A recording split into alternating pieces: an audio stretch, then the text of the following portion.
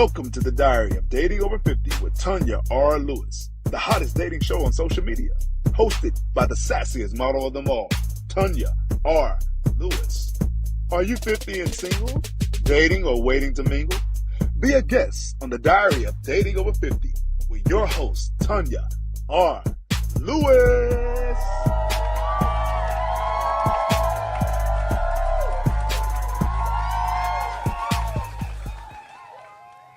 This is Tanya with the Diary of Dating Over 50. Y'all, I ain't had no man in my chair in a long time. So we're going to have a man. We got a man here now, a handsome man. Welcome, Anthony Jones, the actor. And how I do it, I'll let you introduce yourself. Well, my name is Anthony Jones. I am originally from Cleveland, Ohio. Born and raised, Cleveland Heights. I've been in Atlanta since 2012, I believe. I'm an actor. Love it. It's not something that I've always done. I think I started about maybe 3 years ago. As an actor. Yeah, and I love it. Okay. Absolutely love it. And you do that full time? Mm-hmm. Wow. Now, you know, when you do it full time, you gotta be called a lot in order to pay them bills. So one of Anthony's questions to me is, how did I find him? And about, y'all know I'm a flight attendant, and I be up weird hours. So I'm up one morning at about 1 a.m., 2 a.m., and I be in people's DM. So I don't know how I got in his DM, but I jumped in it. And I said, would you be on my show? And he said, of course I will. I did not know he was from Cleveland. That's how he thought that we might have met, but that's not.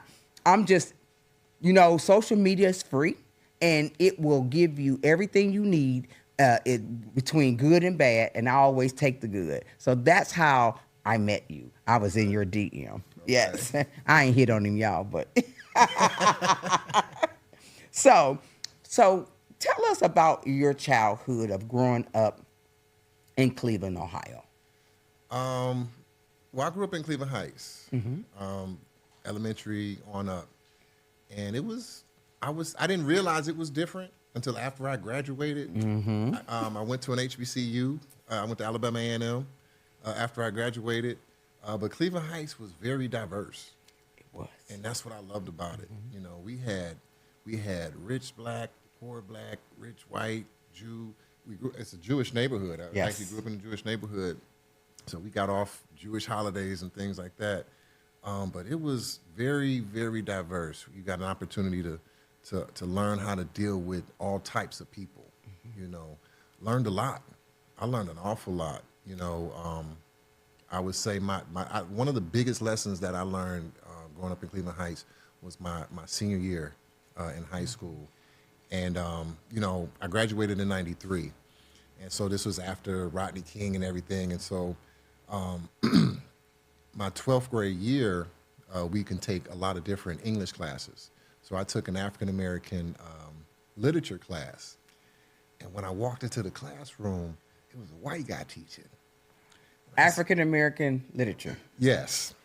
And so immediately I'm like, I'm not liking this. I went to my, this ain't right, But after sitting down and listening to him, he knew what he was talking about. He was a part of the things that were going on, and it taught me a huge lesson, not to judge someone, by the color, And even though it was an African-American literature class, he was able to teach that class.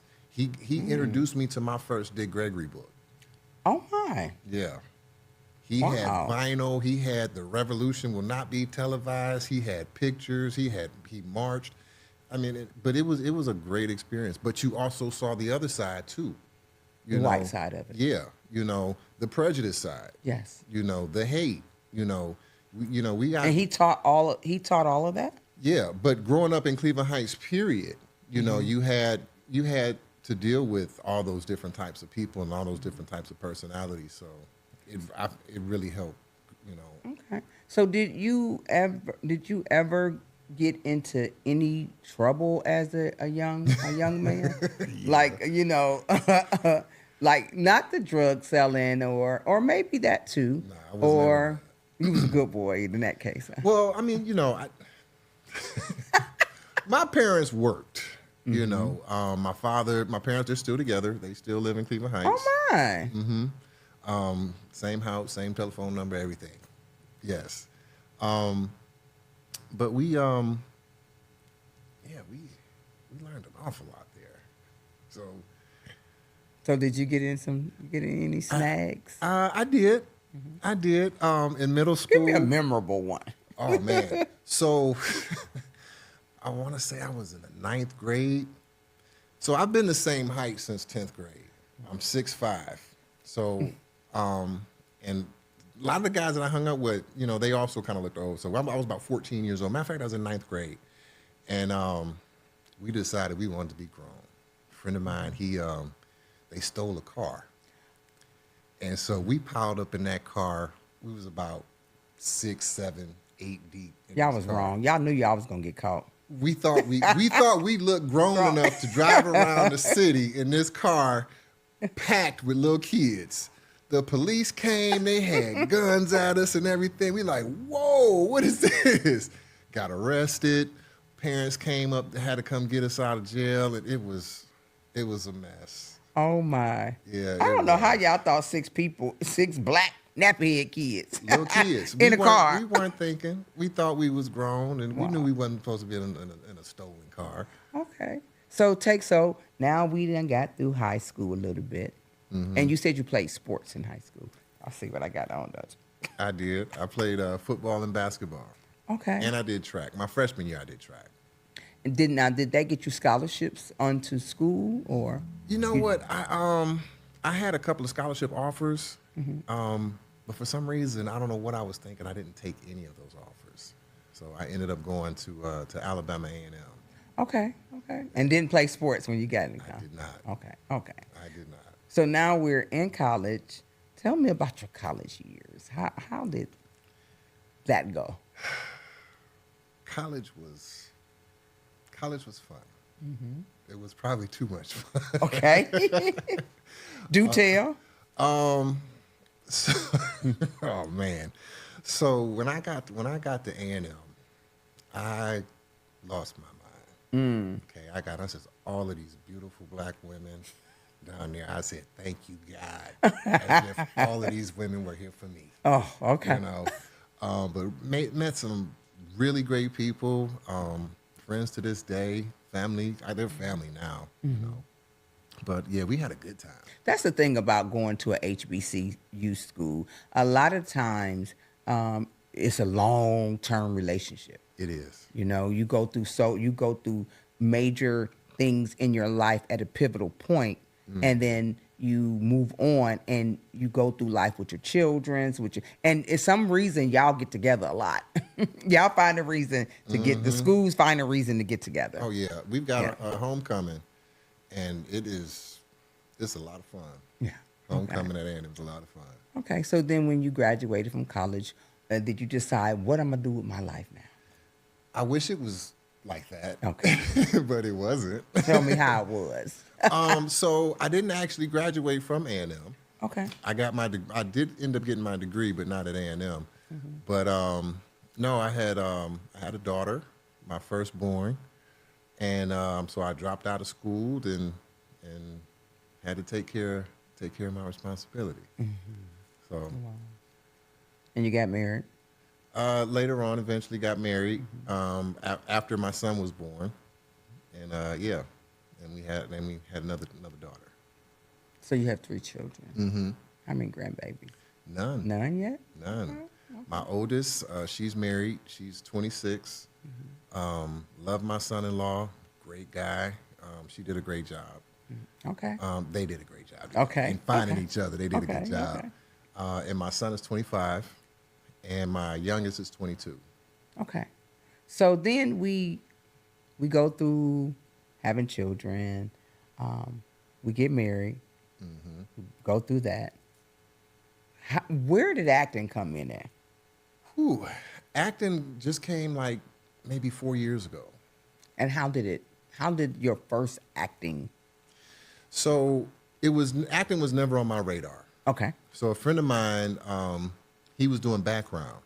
And he was, always telling me all these stories about background. And, it's like, I hey, love you got to do it. background. You got to do it. You got to try it out. So I said, okay, I'll try it out.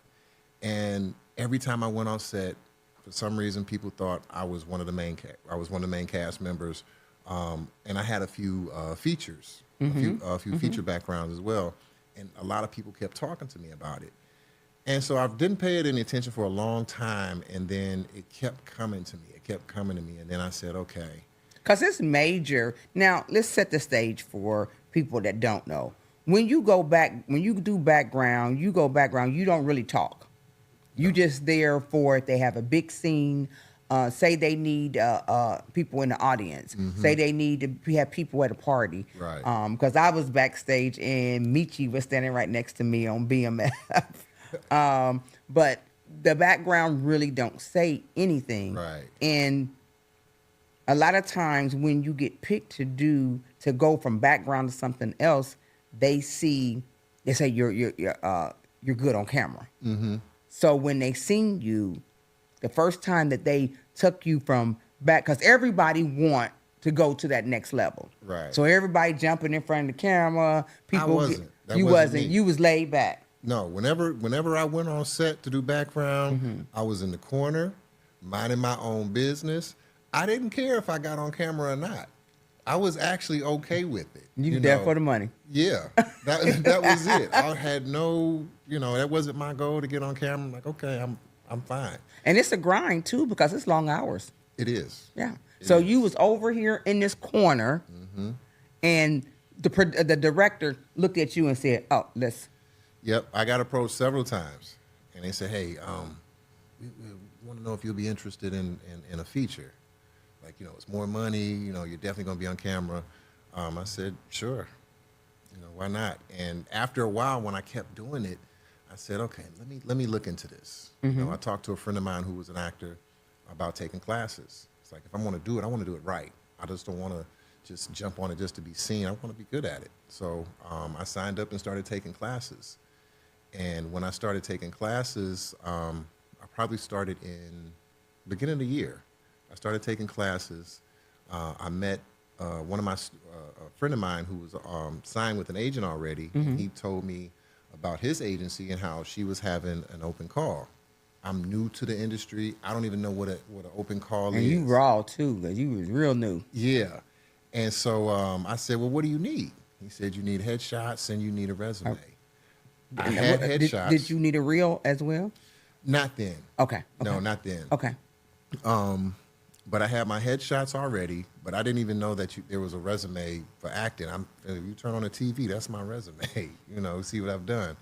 But I haven't done anything, but just background. And I went to the open call. She ended up signing me. Okay, can you tell my audience what is a resume? Because I know now you know what that resume is. So just like if you're working, it just shows all of your experience, the roles that you've done. Do background count? Okay. That's all at that time, that was all I did. Oh, was okay. background. So I didn't have any experience, but just background. Okay. And so within 4 months of me taking classes, I got my first agent. I got my agent. About 2 months after that, I booked my first role on Dynasty. So tell us about how you walked on Dynasty, and you got that, and then you ended up on Dynasty. It was I was nervous, very nervous, because this was all new to me. I had some great coaching, and so they really walked me through the whole process. And from that moment, like, it's different from background to having a speaking role. The whole treatment is different. I had a trailer. I didn't have to wait in line for food. I got the good food. Oh, you had the crew. I mean, what do they call that? The cast. The cast food, because it's the whole. So when you do when you go on a movie set, they have where they have background food, and you got to fight. You got to get in line. Then they have the cast. Then they have the crew. And the cruise food normally be steak, lobster, all that. Yeah, it's different. So you didn't have to wait for none of that. You had your own trailer. I had my trailer. They brought my food to me. I was just, going over my lines, and yeah, it was great. So how hard is it? Because I have my first play. I'm in a play. It's called True Love, and I'm Cece. And the way they line me up, the way True Love, way she lined me up with this character, but she's giving me a week to learn half of the lines. How do you go about learning your lines? It's not easy. No, it's not. It's not easy. Because I'm all nervous. Yeah, what I do, I read the entire script. Mm-hmm. That's what I did. I read it a ton of times. Okay. I'll read it like 6, 7, 8, 9, 10 times and just get that familiar with the entire script. And if it's just a scene, I'm going over that scene over and over and over. Okay. And then I'm just, I'll just go by, piece by piece, as far as, making it. But it's really getting to know the scene. Mm-hmm. It's not more you learning the lines. It's more of you understanding the scene. Okay. And really understanding your character. Okay. You can't just get there, okay, well, I've got my script. Mm-hmm. No, you got to do more than that. Well, you know what? I had, when she gave me the script, I had a flight the next day because I'm a flight attendant. And once we got everybody settled and served, we did our service, I went back and I read the script. So then as soon as I got off the airplane, I didn't have time to get home for the Zoom call. I had to do it right in the airport. And because I had read the whole script, I knew what was going on. Right. And other people did not know. They was like, she said, y'all didn't read the script. And I was so glad because, my chest was poked out then. Yeah. I was like, I read the script. I knew what was coming, so that is great to know. Now, did these classes actually help you? What classes did you take to prepare for the Dynasty role? And what was your role in Dynasty? So I played an investor. I'm on the very last episode. You're going to make me go watch it. Yep, very last episode, season 5, episode 22. The episode and they have it on Netflix right now. It's right? On, yeah. Or Hulu. One of them. It's on both. Both, okay. Yeah, it's on both, Netflix and Hulu. Okay. It's the very last episode. But I took I took an online class just to kind of learn the basics, sort of just the business of it, actors access and things like that. And that's how I knew to get headshots. Okay. And going to a professional actor's headshot, because it's a difference. There is a difference. You can't just say, because I know somebody who's got a camera and they take pictures and they can do my headshots. It's a difference. No, it's a difference. And so that really helped me out. And then now, I've been in it for a couple of years, and, there's a lot of people that really don't understand that part of it, and I'm glad that I was able to get that information to help me out in that career. Now, do you have reels now? Mm-hmm. Okay. So you said you played an investor on Dynasty. Have you ever had to do an intimate part on one of your movies? Not a sexual intimate, just a kiss. But I'm going to tell you, that was kind of difficult for me. To kiss somebody you didn't know? Yeah. And didn't know how they kiss, how they hold their head? Right. Did you have the tongue or just? No. You just, but the thing is, you have to have a conversation about that. Okay. Because you want to respect the boundaries. Okay. And yeah. But if the script say you have to do this part, because then you both of you know. And you have to take yourself out of it. Yeah. You can't judge your character. So if it's somebody, let's just say it's somebody that you wouldn't normally talk to or be attracted to, but your character is, you have to look outside of that and still go through with whatever it is that character is calling for, because you're a storyteller. Right. You got to tell the truth of that, the true story of that character. Yes. So have you ever found yourself crossing the line? Like you might be on the set and you keep seeing this person and like, nope, not at all. No, I think right now I've been really, really focused. Okay. I've been really, really focused, and just wanted to get this down. I want to be great at it. Okay. I just don't want to be good at it. I want to be great at it. And I don't want any distractions, and plus, so I just want to keep everything professional. Okay. And at 51, so you got into acting in your late 40s. Right. We are surely reinventing ourselves, aren't we? Oh, yeah. Because at 61, here I am with a podcast. I'm modeling. I'm acting. Who would have known? I never would have thought I'd be doing this. No. So Never. give me some of your movies and some of the roles that you have played. I did Chicago Med. Okay. I had a role in Chicago Med. I'm in the new Superman movie. Are you? Mm-hmm. What part did you play in the new Superman movie? I had a featured background. Okay. So I wasn't a speaking role. Okay, but you was featured. Yeah. So like the last 5 minutes, I play a bodyguard. Okay. And so you can see me standing by one of the important guys, and he was coming out with the press. And you was his bodyguard. Yeah. And so you got I haven't seen it yet, but I want to. So your height and size help get you a lot of. No, it doesn't. Actually, it doesn't. It don't. A lot of actors are short. Oh wow.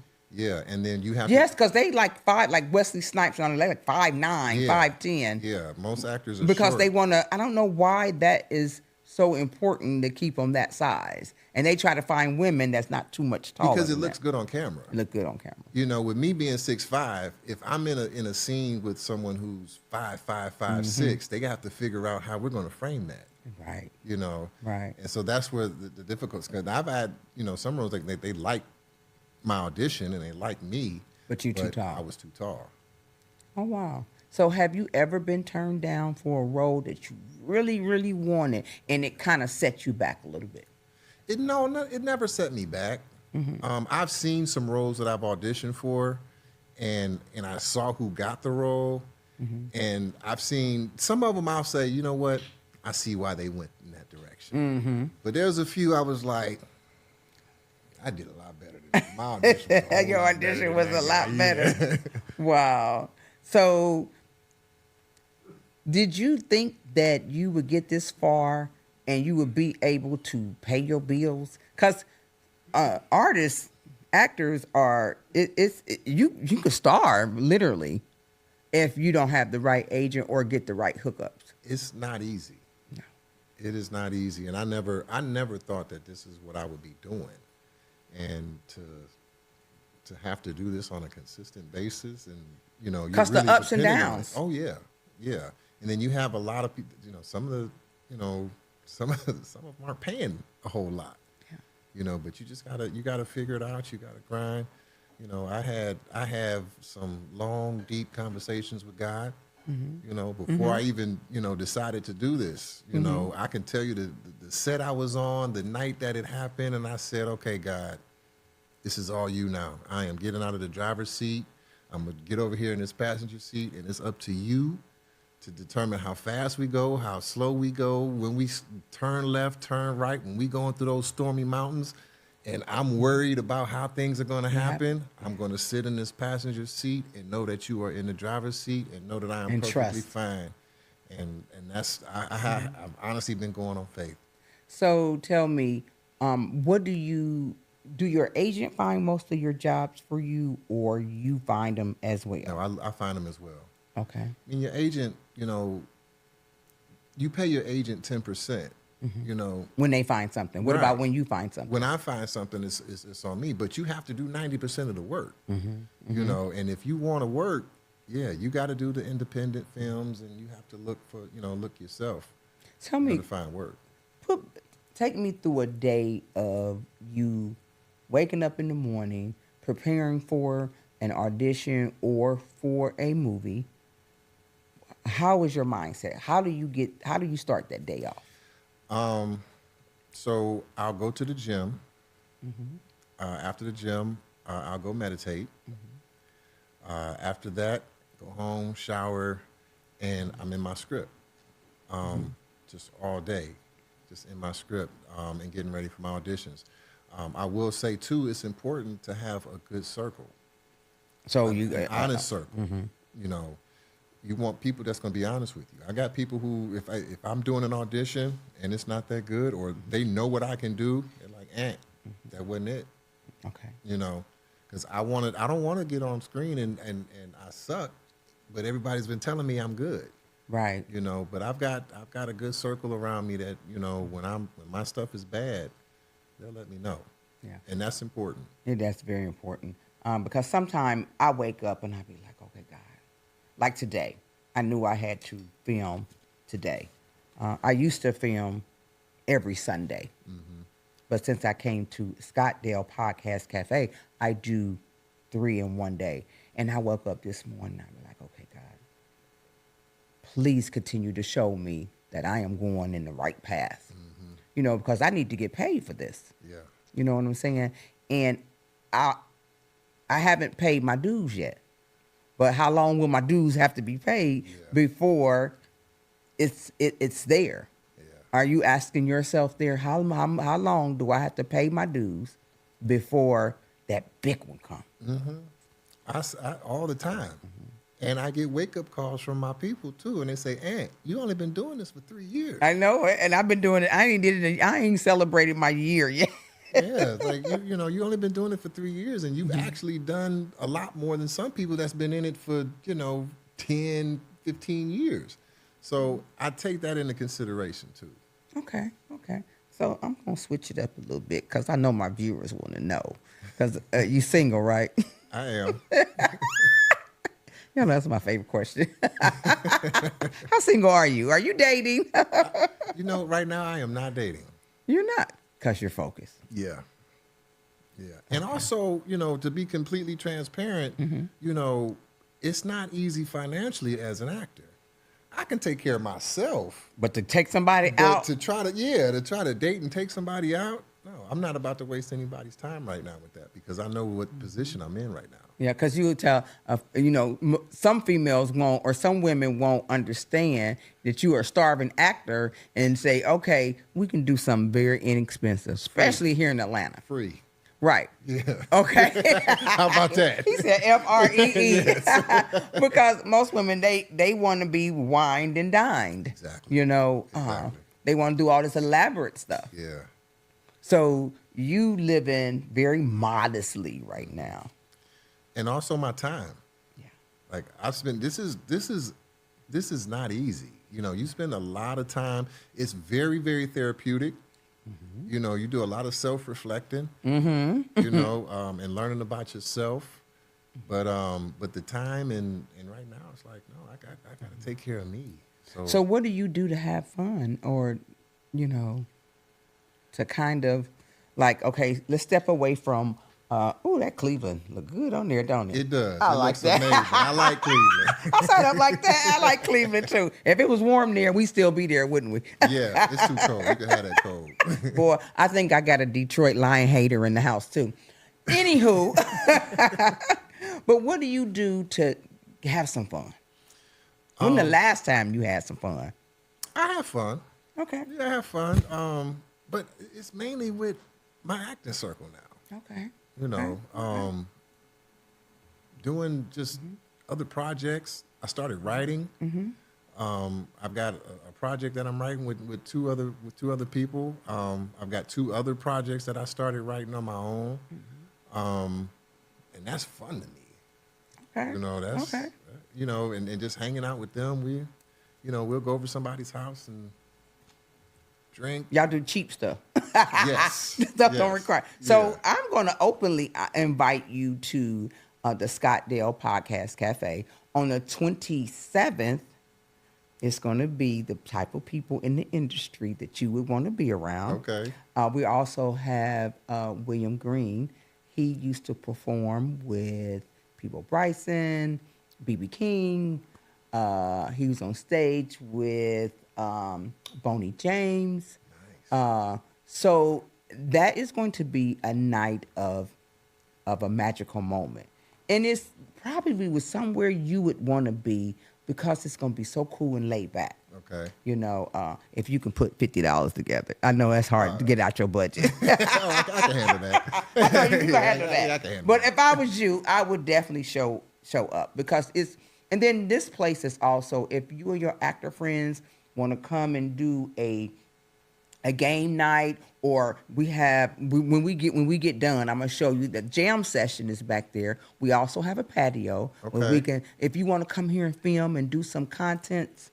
That is good to know. It's good to. That's one of the reasons I brought you here. Yeah, that's good to know. I sing too. Yeah. You sing? Mm-hmm. Okay. I have a song that I have actually two that's on Spotify and YouTube and. Well, go home and listen to William Green on Spotify. I'm gonna check him out. That is because he's going to perform in our music room back there. Okay. And we all going to be out here hanging out, drinking, eating, and I think you would be a good vibe for that. Introduce you to some new people. Count me in. Y'all heard him on here. Count him in. Yeah, we done sold a ticket, y'all. Count me in. Okay, but and I'm serious because from the time that I started talking to you, your vibe from the time I slid in your DM, we're gonna say it right. I didn't know you was from Cleveland, but it went. Everything I asked you, you was right there, right on point. Okay. Okay. I want you to tell me about that one movie you was in, the one that you sent me that's on Amazon. A World Apart. That's it. Yeah. Tell me a little bit about that. How did you get that role? How you snag that? Actually, I got that one from a friend of mine who's also part of my agency as well, and she came to me and said, "Hey, there's a role that I think that you'll be good for." And she gave me the director's information, and I sent them my information and did an audition, and they loved it. And went from there. That one is I tried to pull it down, but I think it was, I don't know what happened. It was something where I was trying to pay for it to watch it, and I couldn't get it down. I don't know. And then I went back to do it. I think it was fine, but I didn't have time to watch it. Oh, okay. But if you could tell somebody our age, because we tired of talking to the young folk, because we reinventing ourselves. True. Okay. True. Somebody out there sitting there on their sofa and they sitting there thinking like, you know what, I can be an actor, but I'm too old. What would you tell them? Why? I mean, if you watch television, there's a range. This is the one industry that you cannot age out of. Because they always need. They always need. If you get old, they need old people. You know, you can be somebody's grandmother, grandfather, a coach, a teacher, or a mentor, whoever. I would say go for it, but take classes. You say that, take classes. You said that quite a few times. So I need to take some classes. I can't go out there raw like I am right now. A lot of people feel that, they have a natural talent.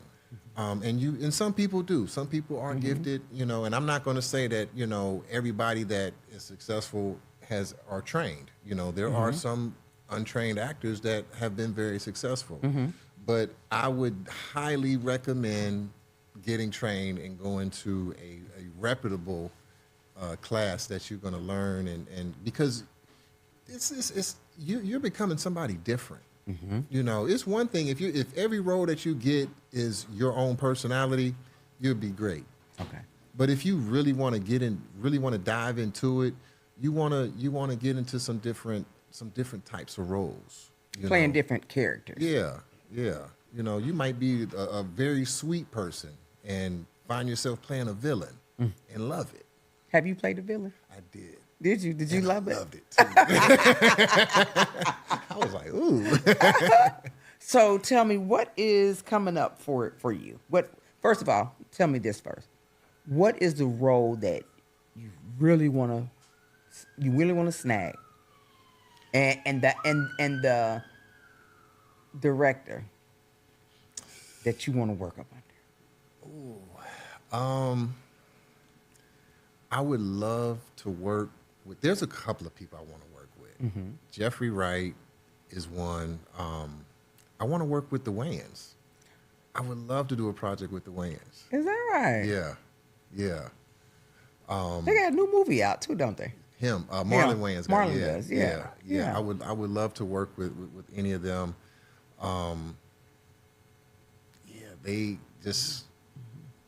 the energy that they have. And they think I wanna outside the learn. box too. They do. I love that. They do. I love that. They do. And for some reason, I've been watching Marlon Wayans a lot lately, and just kind of following him and what he's been doing, and it's been. I'm like, yeah, I want to work with you. Wow. What about standing next to Denzel Washington? Oh, I would definitely love to. I just watched his movie. Oh my God. It was a different type of movie for him. The movie that he got out is called The Highest or Lowest. Yeah, they're getting Yeah. mixed reviews about it. Yeah, it was because it's by Spike Lee. Yeah. You know. Yeah. What you think about Tyler Perry? I like Tyler Perry. I like what he's doing. Tyler Perry has created his own lane. He sure have. He sure has have. created his own lane, and that's the issue. With everybody. Yeah. Yep. You know, When I was in Beauty in Black, I was a background in the first episode. And I was standing there with my sassy self. I put on a gray wig. I just started getting into my grayness. But that was the first gray wig I put on. And I was like, hey, Tyler. He was like, hey, who are you? You know. very, very nice. I've been on set with him. I've done some background for him. My mentor, Malik Whitfield, is in that. I was in the scene in Chicago Med with him, and that's actually how I met him. Is in Beauty and Black. So Black you- and Beauty, Yeah, I messed it up too. Black and Beauty. Or Beauty and Black. Beauty and Black. Yeah. And it's a hit right now. Yeah. Yeah. So what's coming up next for you? So I've got a couple of movies that are coming out. I've got one is called One Faith. It's going to be on Tubi. I'm not sure when it's going to be on Tubi. It's going to be coming out soon. I just finished this one that I'm really excited about. It's called Straight Up, and I play an emotionally intelligent kingpin. Emotionally. And you know what? Being born in Cleveland Heights surely helped with that. Yes, yes. Because Cleveland Heights you guys were considered a little bit middle class, maybe higher, educated. And then with just born in Cleveland, you got to play the thug part. Yeah. How did you do that? You know what? I tapped into because it's a comedy too. Oh, is it? Yeah. Oh, I mean, you can't have an emotionally intelligent without kingpin being funny. Yeah, without it being funny. You know, Wow. like what kind of what thug or kingpin that you know is going to be trying to call the police on somebody that's in his house. You know what I'm saying? No. But I tapped into Terry Crews, and also Braxton From the Jamie Foxx show. Yes. Yeah, those two, and actually a couple of different characters in some of the different scenes. So How do you tap into that? How do you prepare? Because I was in a movie with Sister JJ. I don't know if you know her. She's a director. She has about 4 or 5 movies on Tubi.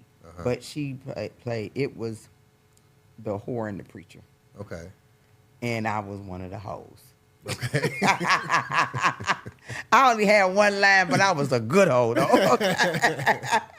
But she was telling me, think back, because I had to be scared. Yeah. Because the preacher was a pimp, and he was beating us. He was beating one of the hoes, and I had to be really scared. She was like, go to a time in your mind that you were frightened of something. Yeah. Is that the training that you got? Oh yeah.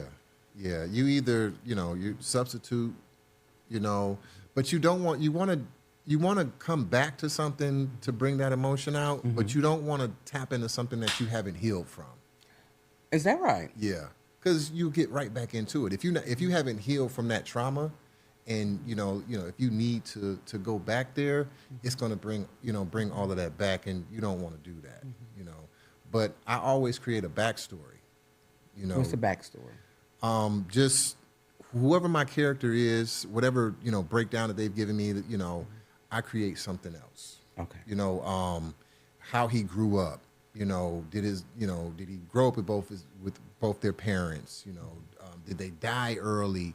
Does he have any kind of ailments or deformities or anything like that? Or how does he speak? Because there's a reason for what you're saying and why you're saying it. and you have to give your scene all of those reasons. So when you give your character, you do a breakdown of your character and give them all of that life. Now, when you have all of that information, it's easy for you to drop into that character because you have your reasons now and your triggers that they don't know about, but you don't know about, which is real life because you have triggers yourself, but you just giving your character whatever triggers to make that character and bring it to life. That's deep. It's I always wondered as a young person watching TV, how can somebody just cry on TV, and how can you change these emotions? And now being around the industry, I understand a little more. How do your parents talk about when you come home? Oh, my son's an actor. I know I brag on my kids, but no. They don't. Do they watch your movies? They've seen some of them. Yeah. What about your siblings? Yeah, they do. They do. Yeah, they do. Okay. Yeah. Everybody gonna talk when you get that big old role. Yeah. Yeah. And my children, they do too. They like, they'll send me pictures. They're watching it. Yeah. Oh, that's cool. That's cool. Yeah. So, would you ever want to step outside the actor's role and go into directing? I would. You would. I would. Okay. I would want to do that. Get into the writing side of it, the directing. I've actually strongly considered looking into possibly going into some directing. Have you? That's going to school. Yeah. A friend of mine, he is in, what is that, acting school, CO, or? SCAD? No. Oh, it's an acting school. I mean, it's acting, it's directing, cinematology, sales something. I forgot the name of it. It's an online school. Yeah, well, he is in cinematology. They sent him this like $20,000 camera that goes along with it, and he's doing some directing himself. Yeah.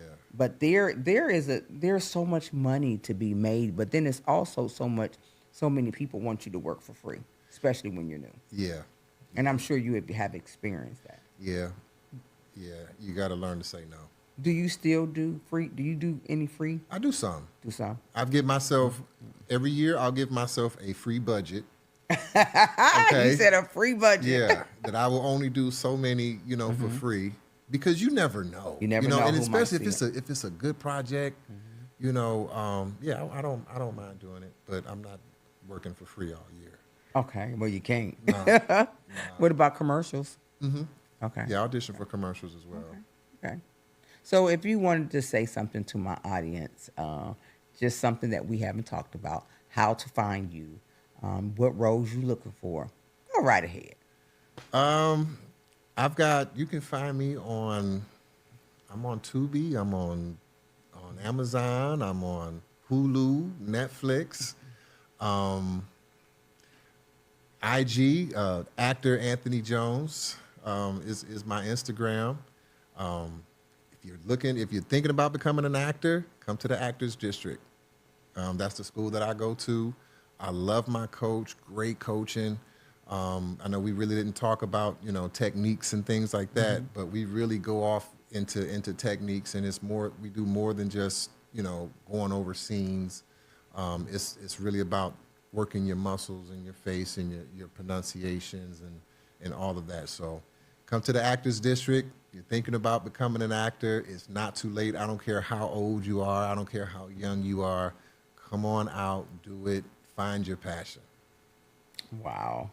I learned a lot myself just sitting here talking to you. Oh, good. I appreciate you having me. Yeah, and acting is on my resume as well.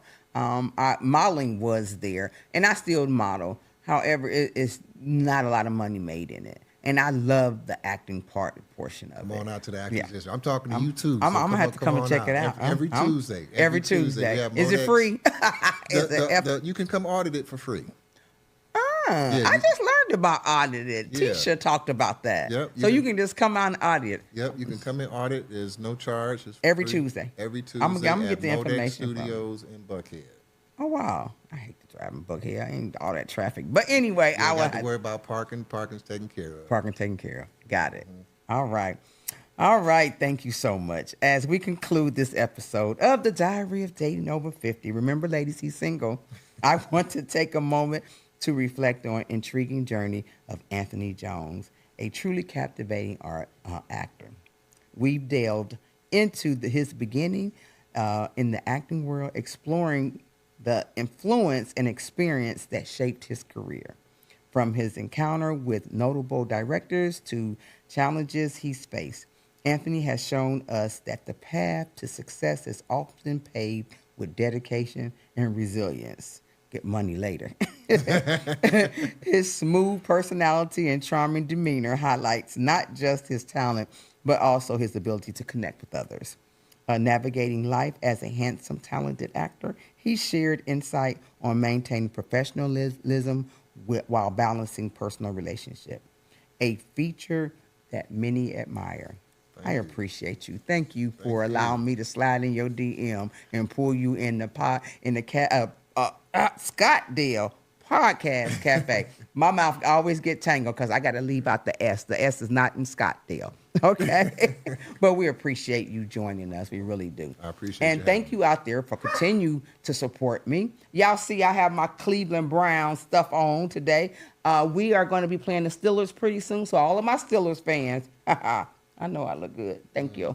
That brown look good. That orange Thank brown you. look He good said on that orange and brown. Thank you, guys. And tune in for our next show. Thank you for joining us on The Diary of Dating Over 50.